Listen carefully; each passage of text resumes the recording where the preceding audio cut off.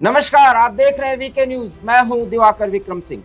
राजस्थान में कांग्रेस को टक्कर देने के लिए भाजपा ने ठान ली है और सबसे बड़ा निर्णय यह लिया गया है कि बिना किसी सीएम कैंडिडेट की घोषणा के पार्टी चुनाव मैदान में उतरने जा रही है। राजस्थान के राजधानी जयपुर के ललित होटल में भाजपा की एक मैराथन मीटिंग में जो भी तय हुआ है उसका बड़ा मतलब है और जो मायने निकाले जा रहे हैं वो ये है कि वसुंधरा राजे जो अभी तक हाईकमान से नाराज चल रही थी वो पूरी तरीके से चुनाव मैदान में दमखम के साथ उतरने वाली हैं और एक बार फिर भारतीय जनता पार्टी को सत्ता में लाने का संकल्प भी व्यक्त कर चुकी हैं। कनुप्रिया हमारी सहयोगी ज्यादा जानकारी के साथ आपको बहुत कुछ बताने जा रही हैं। जैसा कि अभी दिवाकर जी ने बताया कि जो महारानी है अब वो नाराज नहीं है, ये बहुत बड़ी बात है भारतीय जनता पार्टी के लिए। ये गले की हड्डी थी महारानी की नाराजगी जो है, लेकिन अमित शाह ने उन्हें अपनी रणनीति समझाई है।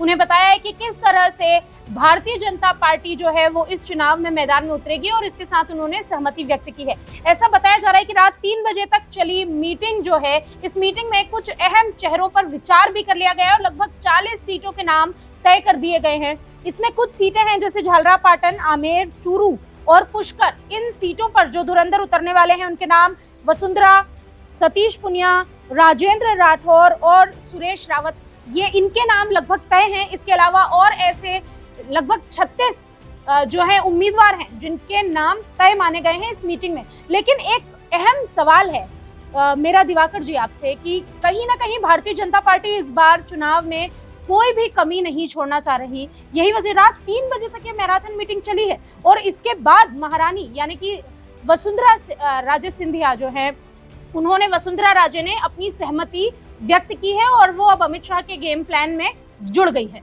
देखिए, सबसे बड़ा निर्णय ये हुआ है कि जिस तरह से मध्य प्रदेश में अभी शिवराज सिंह को सामने रख करके 10 बड़े नेताओं को उतार लिया गया, जिसमें 3 केंद्रीय मंत्री हैं।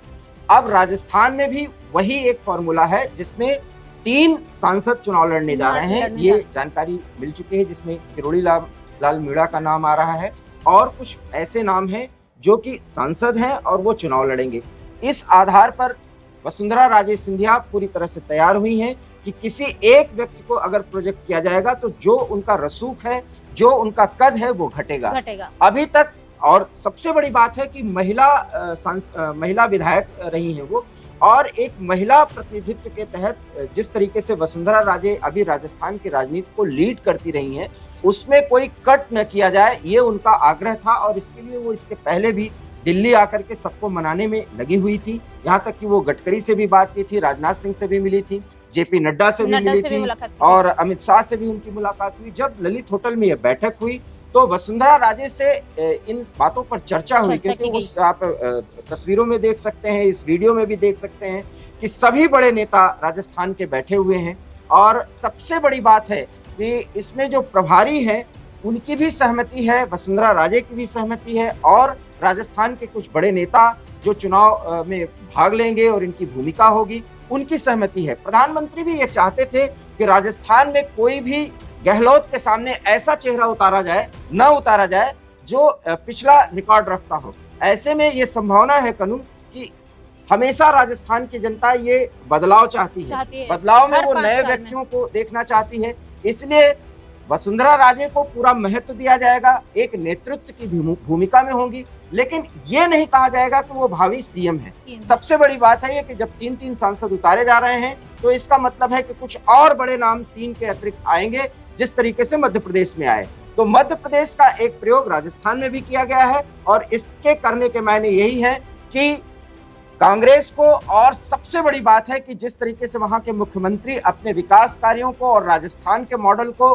पूरे भारत में, जहां तक कांग्रेस की राजनीति का प्रश्न है, उसको प्रस्तुत करने की कोशिश कर रहे हैं, कांग्रेस के नेता जोड़ रहे हैं। उस मॉडल को ध्वस्त किया जाएगा, सबसे पहले उनकी नीतियों को, और उसके बाद एक नए चेहरे को सामने लाने की बात न करते हुए की जाएगी, क्योंकि इतने नेता जो है वो विकल्प के तौर पर वहां प्रस्तुत किए जाएंगे। एक कहीं ना कहीं एक देखने वाली बात यह भी है कि इस मीटिंग में ये तक तय किया गया कि आचार संहिता लगने तक क्या कार्यक्रम है जो कि ये वरिष्ठ नेता करेंगे, जिनके नाम तय हुए हैं। जैसा कि आपने अभी भी थोड़ी देर पहले ही बताया था कि वसुंधरा राजे सिंधिया जब उनका काल रहा तो वो काफी दबंग रही हैं, लेकिन हमेशा राजस्थान का एक कल्चर रहा है कि वो 5 साल किसी और को वोट देते हैं, 5 साल किसी और को वोट देते हैं और उसके बाद हर बार वहाँ सत्ता परिवर्तन होता है, कुछ नया चाहते हैं। तो शायद भारतीय जनता पार्टी की ये रणनीति वहाँ इसलिए भी काम करेगी क्योंकि वसुंधरा राजे सिंधिया 2 बार वहाँ मुख्यमंत्री रह चुकी हैं। जी जी। अब वहाँ की जनता कोई नया चेहरा चाहे तो इस पर मोदी और शाह हाँ हाँ बोल रहे हैं। देखिए कनु, एक और बड़ी बात है कि दिया कुमारी जो राजघराने से ताल्लुक रखती हैं, उनको भी चुनाव मैदान में उतारा जाएगा, ये जानकारी मिल चुकी है। ऐसे में वसुंधरा राजे भी किसी गलतफहमी की शिकार नहीं हो सकती। इसीलिए मैं कह रहा हूँ बार बार कि सारे नेताओं को जिस तरीके से मध्य प्रदेश में जिम्मेदारी दी गई है एक एक सीट की, वैसे हर एक नेता को जिम्मेदारी दी जाएगी। बड़े नेता को अपना सीट तो जीते ही जीते, उसके अगल बगल के या अपने प्रभाव क्षेत्र पर वो पूरी तरीके से मेहनत करे और जिताए। क्योंकि जिस तरीके से मुख्यमंत्री ताल ठोक रहे हैं और जीतने की भविष्यवाणी कर रहे हैं, इसलिए राजस्थान को किसी भी कीमत पर कांग्रेस जो है उसको भारतीय जनता पार्टी कमतर नहीं आंक रही है। ये बराबर की लड़ाई है। और इसीलिए प्रधानमंत्री अभी कुछ दिन पहले जब राजस्थान गए और उन्होंने संबोधित किया तो सनातन का जिक्र किया, लाल डायरी का जिक्र किया, कन्हैया प्रकरण का भी जिक्र किया उन्होंने। तो इन सारे प्रकरणों का जो जिक्र है उसमें ये बात है कि सनातन को उठाया जाएगा, विकास की राह होगी। सनातन और विकास जिस तरीके से और डबल इंजन की सरकार का जो एक मॉडल प्रस्तुत किया जाता है भारतीय जनता पार्टी की तरफ से, विशेष करके प्रधानमंत्री की तरफ से, वही सब कुछ इस मीटिंग में चर्चा के दौरान बातें आई। और उन्हीं बातों को ध्यान में रखते हुए वसुंधरा राजे से कहा गया कि कोई ऐसा निर्णय या कोई ऐसे कदम न उठाए जिससे ये लगे कि वो नाराज है, क्योंकि वो पार्टी की वरिष्ठ नेता है और भारतीय जनता पार्टी में उपाध्यक्ष पद की भूमिका में है उस समय। और इस तरीके से बड़े नेता, बड़े कद वाले नेताओं को राज्य को जिताने की जब जिम्मेदारी होती है तो उन्हीं के देख रेख में नए नेता भी उभर कर आते हैं, जो भारतीय जनता पार्टी का कल्चर है। और भारतीय जनता पार्टी इस तरह का प्रयोग करती है और मध्य प्रदेश का ही प्रयोग भारतीय जनता पार्टी राजस्थान में भी दोहराने जा रही है। इसलिए इन सब तर्कों के आगे वसुंधरा मान गई और जब 7 बजे शाम से जो मीटिंग शुरू हुई थी वो अल सुबह 3:30 बजे तक मीटिंग चली। जब मीटिंग से वो बाहर निकली वसुंधरा राजे तो मुस्कुराते हुए निकली और इस पर जो जानकारी दी गई वो ये कि बिना किसी सीएम फेस के इस बार राजस्थान में भारतीय जनता पार्टी चुनाव मैदान में उतर रही है। साथ ही साथ जो प्रहलाद जोशी हैं, जो कि चुनाव प्रभारी हैं राजस्थान के, उन्होंने भी इस मीटिंग से बाहर निकल के ये बताया था कि काफी मुद्दों पर हमारी बात हुई है। ये जो मैराथन मीटिंग है जो चली हमारी, इसके बाद हमने कुछ नामों पर भी चर्चा की और ये भी तय किया गया कि वो कौन से मुद्दे होंगे जिन पर भारतीय जनता पार्टी इस बार मैदान संभालने वाली है। इसी के साथ साथ सबसे बड़ी बात तो यही है कि सभी नेताओं को मनाया गया है, पहले उन्हें समझाया गया है, उन पर थोपा नहीं गया है। केंद्र ने कोई भी नीति को ऐसे ही ले जाकर राजस्थान में थोप नहीं दिया, क्योंकि वो ये चाहती थी कि जो पार्टी के कार्यकर्ता हैं वो एक होकर इस मैदान में उतरें और ये जो राजस्थान का किला है वो फतह करें। और शायद यही वजह, अभी कहा भी जा रहा है कि शुक्रवार शाम तक भारतीय जनता पार्टी की पहली सूची जारी हो जाएगी, जिसमें 40 नाम जो हैं वो तय किए जा चुके हैं। क्योंकि ये पार्टी जो है और एक बड़ा निर्णय ले चुकी है कि जिस तरीके से कोई मैराथन मीटिंग होती है उसके बाद एक लिस्ट जारी की जाती है और आप देखिएगा कि इस लिस्ट में भी वो चौंकाने वाले नाम होंगे, क्योंकि अब पूरी रणनीति बन चुकी है।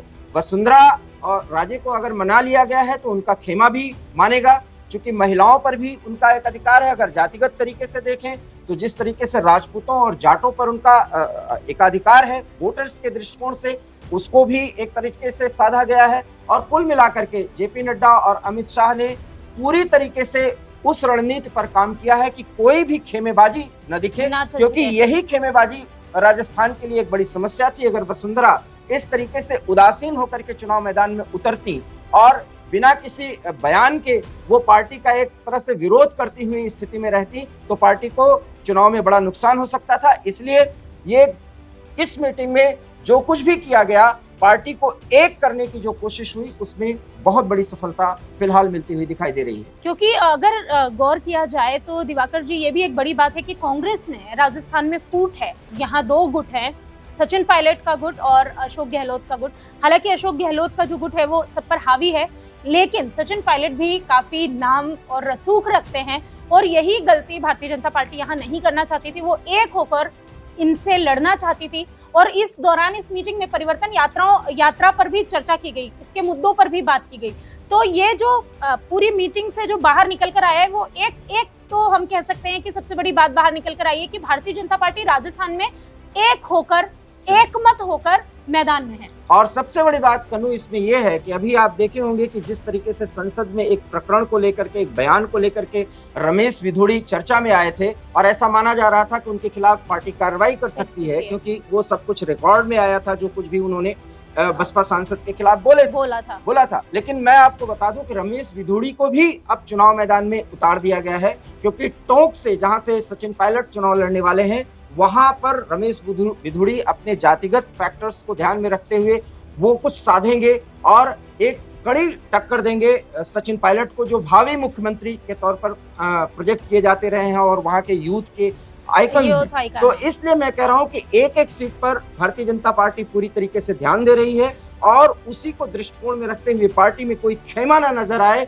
इसलिए वसुंधरा राजे को मना लिया गया है। साथ ही साथ अब पूरी एक टीम भावना से चुनाव मैदान में ये पार्टी उतरेगी। और आपने जैसा कि जिक्र किया कि कौन से मुद्दे उठाए जाएंगे, ये एजेंडा तो प्रधानमंत्री ही अपने रैली के माध्यम से सेट करते हैं और वहां पर उन्होंने लाल डायरी का जिक्र किया। मतलब इस चुनाव में गहलोत सरकार 5 सालों में जो कुछ भी कर पाई है और उसमें भ्रष्टाचार का जितना छौंक लगा है उसको बताया जाएगा। और साथ ही साथ वहां पर सनातन के विरोध में जिस तरीके से कट्टरपंथी प्रभावी रहे हैं और उनको तुष्टीकरण की नीति के तहत उनको एक तरीके से दबाया गया, उनको साइड लाइन किया गया और कांग्रेस जो अपना वो तदर्थवाद की रणनीति पर चलते हुए जो राजनीति करती है उसको प्रभावी किया है, इसकी भी कलई खोली जाएगी। इसीलिए कन्हैया प्रकरण का भी जिक्र किया गया। तो एजेंडा तो सेट है कि सनातन, विकास और गहलोत सरकार के कार्यकाल में हुए भ्रष्टाचार का जिक्र ही प्रमुख मुद्दा होगा और वो और खास करके महिलाओं के संदर्भ में, क्योंकि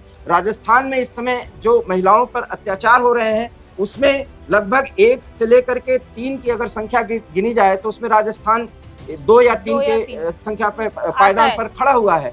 तो कुल मिलाकर के एजेंडा प्रधानमंत्री ने सेट किया है, उस एजेंडा पर चलते हुए एंटी इनकम्बेंसी के खिलाफ ये सारे मुद्दे उठाए जाएंगे और ये मुद्दे तभी प्रभावी होंगे जब पार्टी एक होकर के चुनाव लड़ती। और इसलिए वसुंधरा राजे सिंधिया अगर मान गई हैं, हंसते हुए वो मीटिंग से निकली हैं, तो मायने साफ है कि अब ये पार्टी पूरी तरीके से कांग्रेस को टक्कर देने जा रही है। और कन्हू, जैसा कि हम लोग एक राजनीतिक विश्लेषण के तहत इस पूरे मामले को देख रहे हैं कि अभी लड़ाई 50-50 की थी, अब एंटी इनकम्बेंसी फैक्टर पर जब भारतीय जनता पार्टी कांग्रेस को घेरेगी तो निश्चित रूप से पार्टी को बड़ा फायदा मिल सकता है, क्योंकि राजस्थान का ट्रेंड रहा है कि एक बार एक पार्टी को मौका देती है वहां की जनता और दूसरी बार दूसरे को।